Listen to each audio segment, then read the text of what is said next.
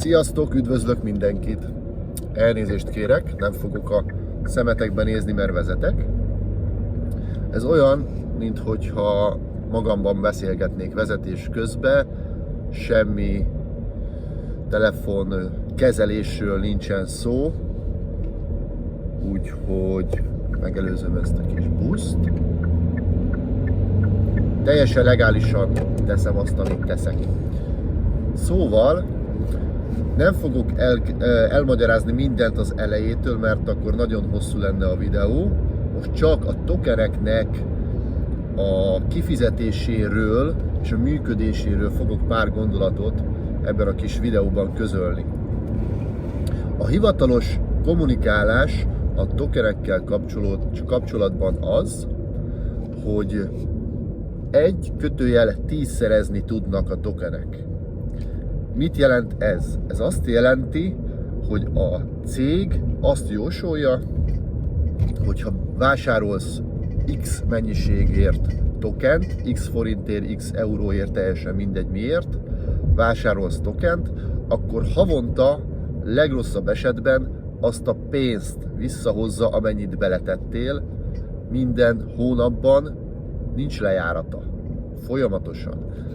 A kifizetés kezdete viszont ugye 2024. december 1-től kezdődik, tehát van ezeknek egy visszaforgatási idejük, ami körülbelül másfél év múlva fog lejárni.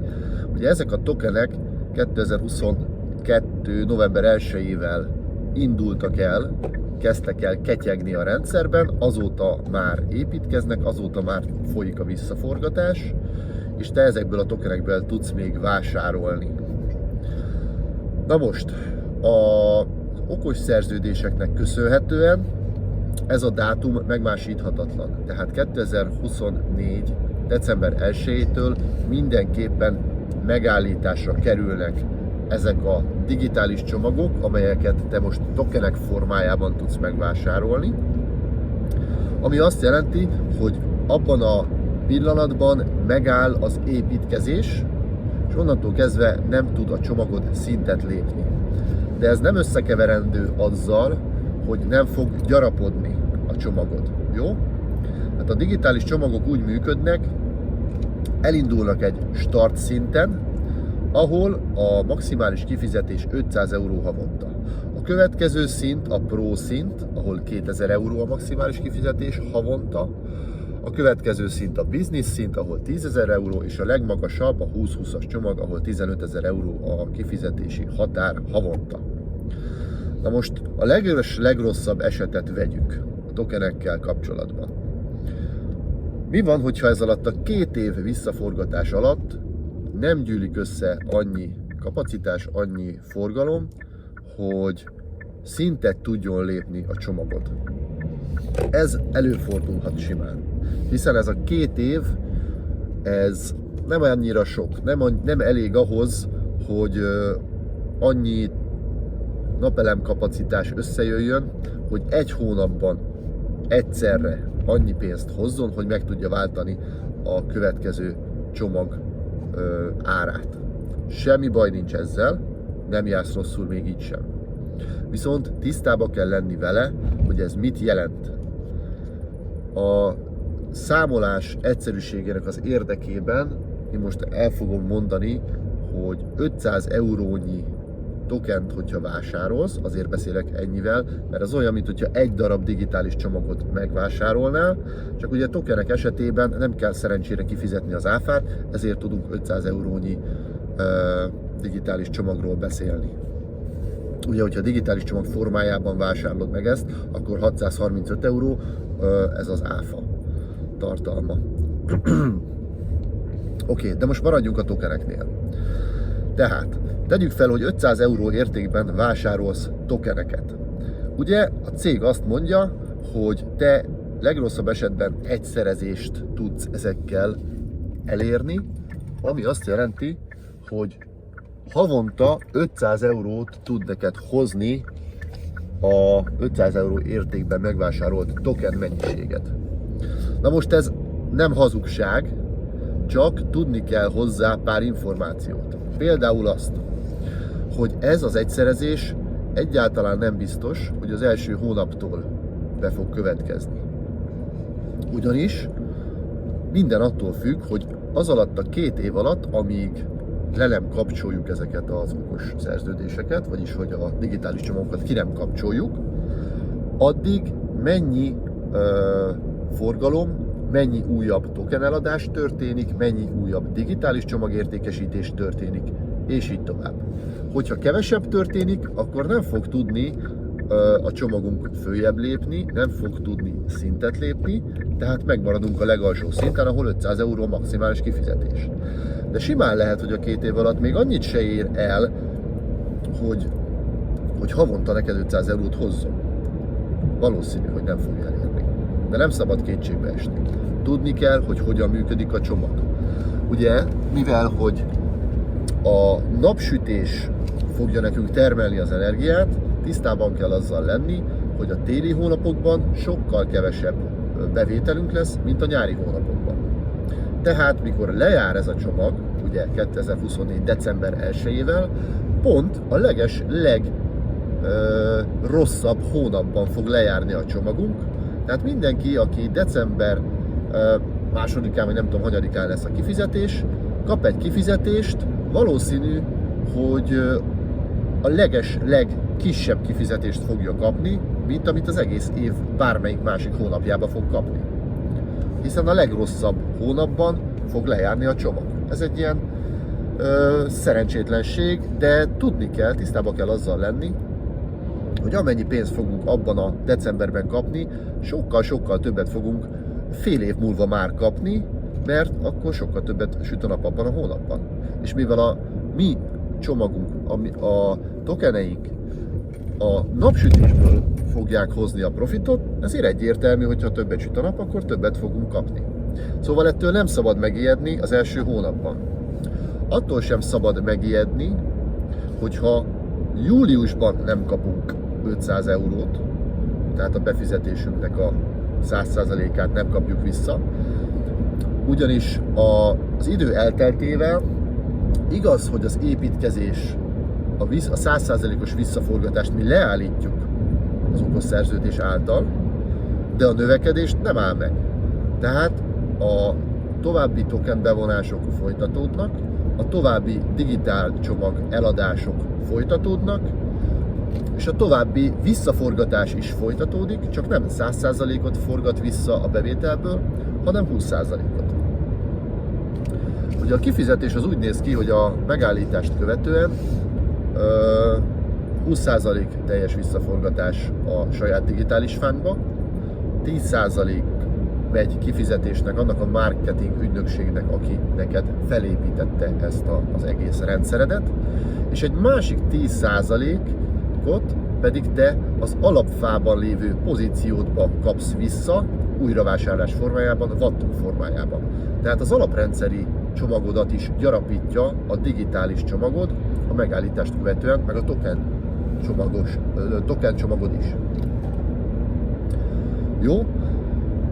Tehát simán előfordulhat az, hogy nem fogja azt a szintet elérni, mint a minimális szint, amit a cég garantál. De viszont utána lehet, hogy egy fél év múlva, utána lehet, hogy egy év múlva, utána lehet, hogy 2 év múlva el fogja érni azt a mennyiséget, amikor már minden hónapban vissza fogod kapni azt az összeget, amit te egyszer befizettél. Tegyük fel, most számoljunk ezzel mondjuk 3 év távlatában.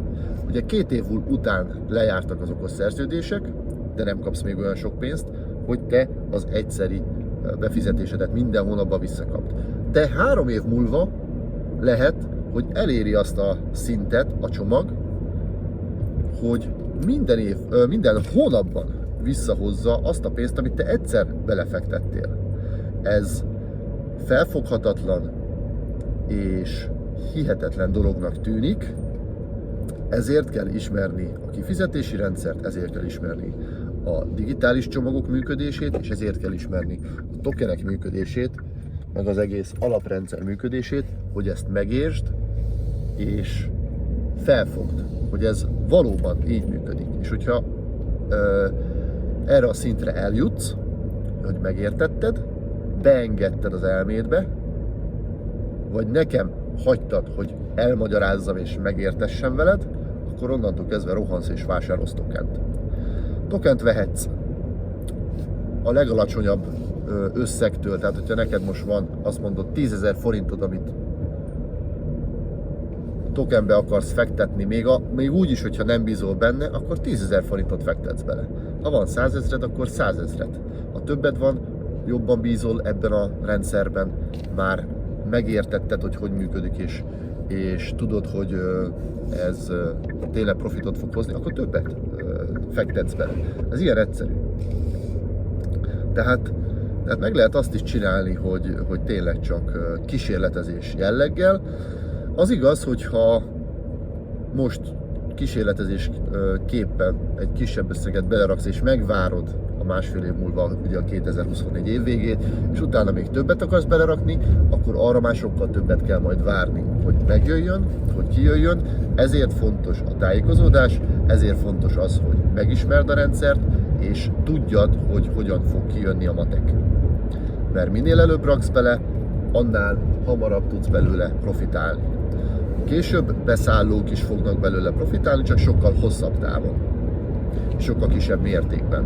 De még az is bőven sokkal jobb, mint egy piacon lévő bármilyen nyugdíjbiztosítás, befektetés, vagy esetleg kriptó, tőzsdei befektetés, amit a spekuláció befolyásol, és lehet pluszos, lehet mínuszos.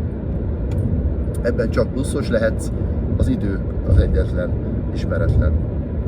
Szóval ezt nagyon fontos megérteni, kedves követőim, kedves csoporttagok. Légy szíves, legyetek szívesek, kérdésekkel bombázzatok, nagyon szívesen válaszolok rá.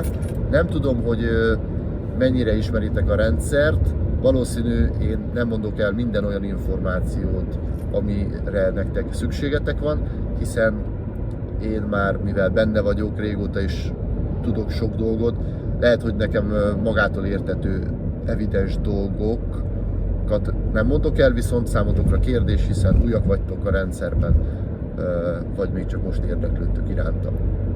Szóval legyetek szívesek kérdezni, akár telefonon fölhívhattok, akár privát messenger üzenetben, akár oda is lehet kommentelni a videó alá, és én készséggel fogok válaszolni minden kérdésre.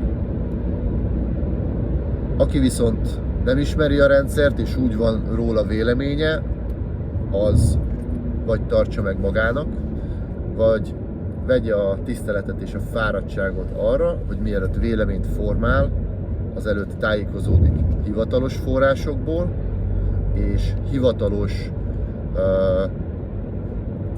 oklevéllel rendelkező üzletkötőktől. Én is egy ilyen leszek, az első vizsgámon már túl vagyok, amint meg lesz a második vizsgám is, onnantól kezdve jogom lesz hivatalosan kommunikálni a cégnek az információit hitelesen. Jó, ez vizsgához kötött, nem kommunikálhat bárki a cég ügyeivel kapcsolatban. Én egy ilyen ember leszek, hogyha meg lesz a második vizsgám is, és akkor tényleg teljesen hitelesen tudok nektek minden információt átadni. Köszönöm szépen a figyelmeteket, várom a kérdéseket, a token vásárlásban természetesen segítek, a MetaMask fiók létrehozásában természetesen segítek. Ha már van MetaMask fiókod, akkor ügyes vagy, akkor jobban tudsz haladni. Még egy nagyon fontos dolog, igen, nagyon-nagyon fontos, a következő videóban a SDBN 2 pluszos tokenekről mondok pár szót.